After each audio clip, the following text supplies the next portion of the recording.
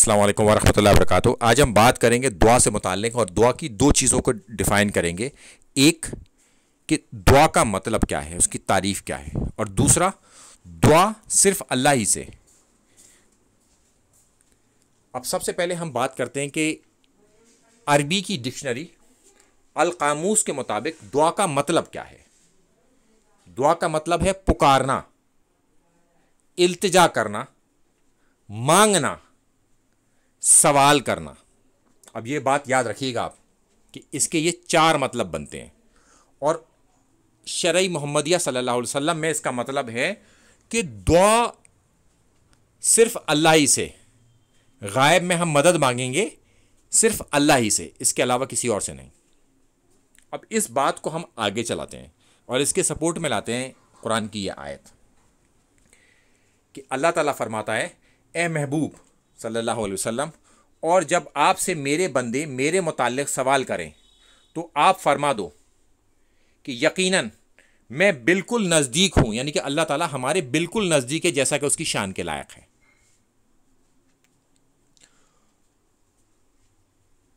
और कबूल करता हूँ पुकारने वाले की पुकार को, यानी कि दुआ को कबूल करता है अल्लाह ताला जब वो मुझे पुकारता है। यानी कि जब हम पुकारें, इससे ये मालूम होता है कि हम अल्लाह ही को पुकारें और दुआ सिर्फ अल्लाह ही से मांगें।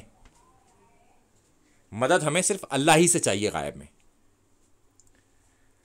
अब उसके आगे अल्लाह ताला फरमाता है, पस उन्हें भी ये चाहिए कि मेरे अहकाम माने। अब अहकाम क्या है? मेरी इबादत करें और मुझी से दुआ करें। दुआ भी मुझी से, यानी कि अल्लाह ही से हमें दुआ करनी है, किसी और से दुआ नहीं करनी, क्योंकि दुआ तो इबादत है और इबादत तो सिर्फ माबूद की होती है, और माबूद कौन है? अल्लाह। और मुझ पर ईमान लाएं ताकि वो कामयाबी पा सकें। तो कामयाबी का जरिया क्या है? कि हम दुआ अल्लाह ही से करें और उसी की इबादत करें, क्योंकि दुआ इबादत है। अब इस बात को हम आगे एक्सप्लेन करते हैं कि दुआ क्या चीज़ है। कि दुआ एक इबादत है और इबादत सिर्फ माबूद की होती है, और माबूद कौन है? अल्लाह। तो अब हम हर नमाज में, 5 वक्त की नमाज में, ये हर रकात में पढ़ते हैं सूरह फातिहा, और उसमें है इय्याका नअबुदु व इय्याका नस्तईन, कि हम तेरी ही इबादत करते हैं और करेंगे, और तुझी से मदद मांगते हैं और मांगेंगे, यानी कि दुआ तुझसे मांगेंगे। तो इसमें दोनों सीगे कंप्लीट होते हैं, फ्यूचर और प्रेजेंट के, करते हैं और करेंगे। अच्छा, इसकी दलील में अल्लाह ताला कुछ सवाल खड़े करता है, और जो हमसे पूछता है इंसानों से कि बताओ कौन कबूल करता है बेकरार की करार को जब वो अल्लाह को पुकारता है। यानी कि जब वो पुकारता है अल्लाह को, तो कौन उसकी पुकार को कबूल करता है और उससे तकलीफ़ें दरगुजर करता है, दूर करता है। तो कोई है, कोई और भी है ऐसा जिसको तुम पुकारो और वो तुम्हारी दुआ को कबूल करे और तुमसे तकलीफ़ें दूर कर दे? ये सवाल है अल्लाह ताला का हमसे। और तुम्हें ज़मीन का खलीफा बनाता है, यानी कि तुम्हारे जो पिछले लोग गुजर चुके हैं, जिनको दूसरी तरीके से अगले लोगों को भी कहा जाता है कि जो हमसे पहले आए थे, उनका तुम्हें ज़मीन पर खलीफा बनाता है। क्या अल्लाह के साथ कोई और भी माबूद है? कि क्या ये काम कोई और भी कर सकता है? मगर तुम कम ही गौर करते हो, यानी कि इंसान इस पर कम गौर करता है। यानी कि हम एक पस्ती की हालत में, गुमराही में फंसे हुए हैं। तो ये हमारे लिए सवाल है कि हम इस पर गौर करें, इसे समझें कि सिर्फ अल्लाह ही हमारी मदद कर सकता है और कोई नहीं कर सकता। तो गायब में हम पुकारेंगे अल्लाह ही को, दुआ मांगेंगे अल्लाह ही से। अब इसको आगे बढ़ाते हैं इस बात को, और अल्लाह ताला फरमाता है